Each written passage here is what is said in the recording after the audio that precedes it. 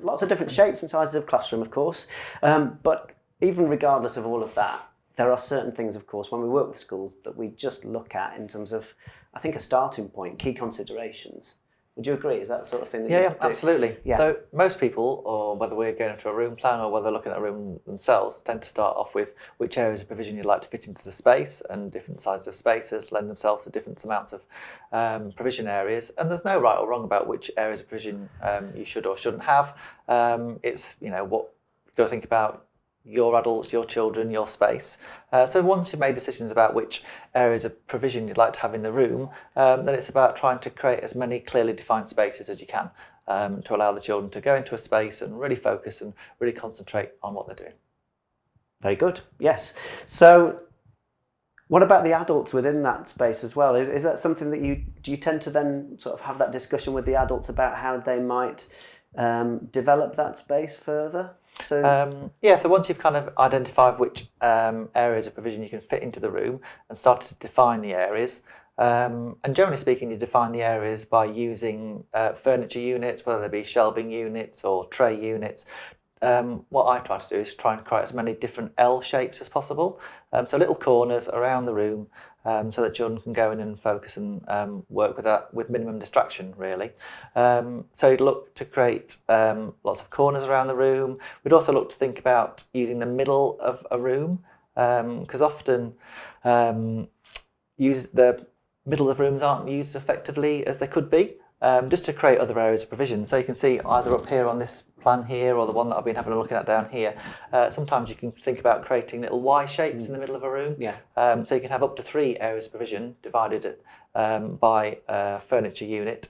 Often when I'm thinking about the centres of rooms, I tend to put in a maths area or writing area, because it's quite useful for teams to think about those areas being fed by all the other areas of provision. So when you're doing something in a block area or you're doing something in a role play area, a real reason to write might be generated and the children pop out and go and do some writing in the writing area. So a real reason to write has been generated, and then they can go back into the provision and carry on with whatever they were doing, having written in a meaningful context. Yes. So say you have your, I'm imagining, say, a classroom practitioner or a teacher, they've got their classroom.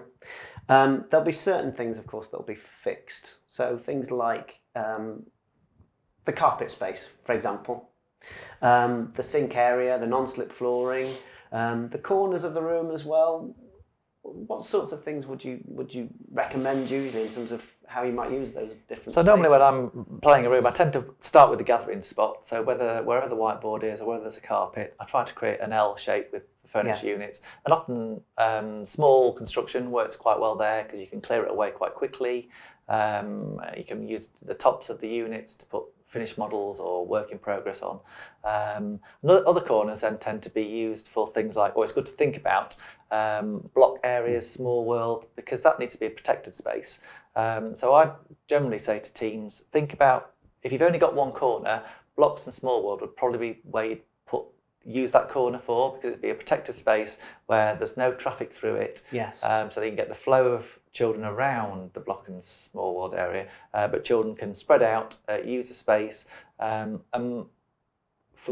more importantly in that area than any other area of provision really, children like to do things over a longer period of time. So it's nice to be able to leave things out, maybe from the morning session to the afternoon session, maybe to the next day, so children can come back to it and deepen the work that they're doing. To carry on with something. Okay, so we've got a carpet area. We've thought about how we're using that, construction perhaps, and creating some definition around it, ideally, so it can be used at different points during the day. We've thought about how we're going to use some of those corners, so for blocks and small world perhaps, maybe for domestic role play, possibly. So that idea.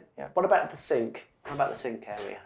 Well, most school classrooms, reception areas, nursery classrooms have a mix of carpet and vinyl flooring. So normally you're kind of tied to sand, water, workshop, dough, paint on the vinyl flooring. Yes. I'd always say, try and keep your workshop and your paint close together, because one of the elements that you want to kind of encourage is that kind of taking children on to the next level. So if they've made a model, made a box model, done some collage work, adding some paint to it and being able to encourage that quite easily is much more straightforward if the paint and workshop are very close together.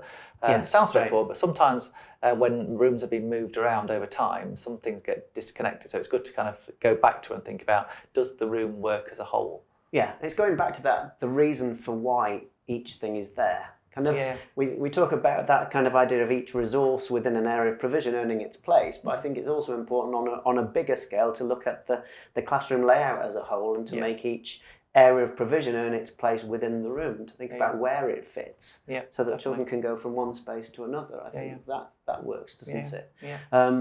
What about, I'd say what I often find is that people will be very good at, I think, thinking through that idea of creating corners and bays, but will often do that around the edge of the room. Is there a way that you tend to get around that? Well, sometimes you can create an L shape with two pieces of furniture anywhere in a room. So that's what I try to do. So trying just to pull furniture units off the wall and create little L shapes off the wall that can create, start to use the middle of rooms better. As I said earlier, sometimes creating a central point where you've got 3 or 2 units butting up against each other. So you can create, again, 2 or 3 provision areas in the middle of a room. That can work quite well. And depending on the size of the space, you might have 1 of those or 2 of those or 3 of those if the space is big enough. And the other thing to think about, some people you don't always think about, is just pulling units, putting units at angles. So rather than having an L shape, having a bit more like a Y shape. Yes. So you shelving, experimenting with angles can make spaces, can open spaces up and make them a bigger, more useful space. So you shelving with different angles, either as a Y shape or as an L shape to create that corner or that bay. And there'd be lots of advantages for that potentially, wouldn't there? You know, that idea of children knowing where things belong, knowing where to get things from, but also I suppose that you've got that they're not as likely to be distracted by other things around them if they're within that corner or within that bay. Yeah, absolutely. Yeah. I mean, you can't minimise the sound that goes around the room, but you can minimise the distraction from what children can see. So if you're in a space and you can see as little as possible other than the resources on the shelves and what you're doing in that space, then for young children that just helps them to concentrate and focus and reach levels of involvement that we often talk about are crucial to children making progress and getting the quality out of the provision that you'd want. Very good.